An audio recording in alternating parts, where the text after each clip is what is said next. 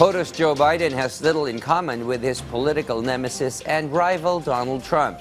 And yet one of Biden's economic policies is the prolongation or retention of America's tariff policies on certain Chinese products. A plan of action Kamala Harris could possibly retain should she take over the White House in late January next year. VOA's Elizabeth Lee shares how such policy retention could hurt U.S. consumers more in this report.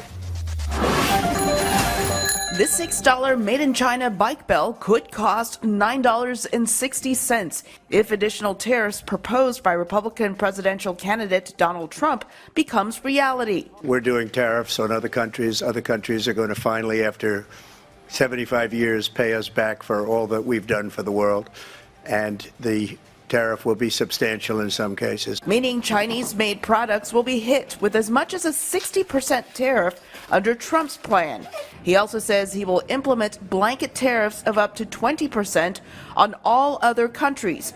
Both Trump and the Democratic presidential nominee Kamala Harris say they want to bring jobs back to the U.S. A policy about China should be in making sure the United States of America wins the competition for the 21st century. The Biden administration kept most of the import taxes put in place during Trump's presidency.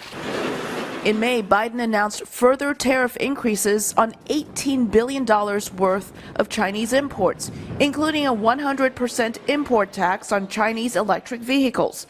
The Biden administration says its tariffs are more strategic, aimed at specific industries, and that Trump's import tax takes on a broader approach that will cost a middle-class American household $4,000 more a year. Other estimates are in the range of around $2,000. Trump says consumers won't be impacted. Who's going to have higher prices is China and all of the countries that have been ripping us off for years. But Chinese businesses are not the ones paying the import taxes, explains supply chain expert Christopher Tang. During the election years, everyone is promising the moon. But the truth of the matter is that the import tariffs are paid by the U.S. firms. So for an imported Chinese-made TV purchased at Costco, it's Costco that pays the import tax. When companies is facing high import tariffs, there are two buttons to push. One is pass the high import costs to the consumers. The other one is squeeze the Chinese factories to lower the price. Tang says the risk of pushing Chinese companies to lower the price is poor product quality. Import taxes may mean fewer made-in-China labels printed, but that doesn't mean that there are fewer imports coming from China. They'll just have a label from a different country, says Tang. China actually ship a lot of components and parts to Vietnam, to India for final assembly. And those end products actually is still importing into the US as well.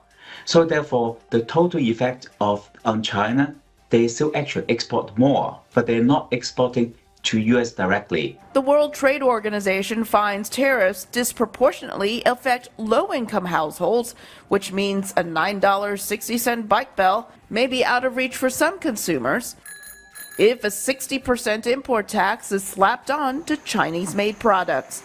Elizabeth Lee, VOA News, Washington.